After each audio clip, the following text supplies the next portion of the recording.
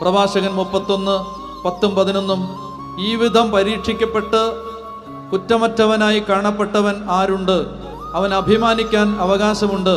പാപം ചെയ്യാൻ കഴിവുണ്ടായിട്ടും അത് ചെയ്യാത്തവനും തിന്മ പ്രവർത്തിക്കാൻ സാധ്യതയുണ്ടായിട്ടും അത് ചെയ്യാത്തവനും ആരുണ്ട്? പാപം ചെയ്യാൻ കഴിവുണ്ട്, പക്ഷെ ചെയ്യുന്നില്ല. തിന്മ ചെയ്യാനുള്ള സാധ്യതയുണ്ട്, പക്ഷെ ചെയ്യുന്നില്ല.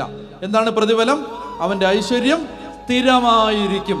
വിശുദ്ധിക്ക് ഒത്തിരി പ്രതിഫലം തരാൻ പറ്റും. വിശുദ്ധി എപ്പോഴും ഓർത്തോണം, വിശുദ്ധി ഇരുമ്പ് വാതിലുകളെ തുറക്കും. അതുകൊണ്ട് ചെറുപ്പക്കാരൊക്കെ ഇന്റർവ്യൂവിന് പോകുമ്പോൾ, പരീക്ഷയ്ക്ക് പോകുമ്പോൾ, അല്ലെങ്കിൽ എന്തെങ്കിലും ഒരു യാത്രയ്ക്ക് പോകുമ്പോഴെല്ലാം എന്ത് ചെയ്യണം? കുമ്പസാരിച്ച് കൃപയിൽ യാത്ര ചെയ്യണം. ദൈവകൃപയിൽ പോകണം. എവിടെ പോയാലും ഒരു കാര്യത്തിന് ഇറങ്ങുകയാണ്, കുമ്പസാരിച്ച് കൃപയിൽ യാത്ര ചെയ്യണം. അപ്പൊ അതിനൊരു പ്രത്യേക ബ്ലെസ്സിങ് ഉണ്ട്. അവിടെ ദൈവദൂതന്മാർ കൂടെ ഉണ്ടാവും, പരിശുദ്ധാത്മാവ് സഹായിക്കും, സ്വർഗം മുഴുവൻ സഹായിക്കും. കാരണം വിശുദ്ധിയുള്ള ഒരു ആത്മാവിനെ സാത്താന് ഭയമാണ്, ദൈവത്തിന് ഭയങ്കര സ്നേഹമാണ്.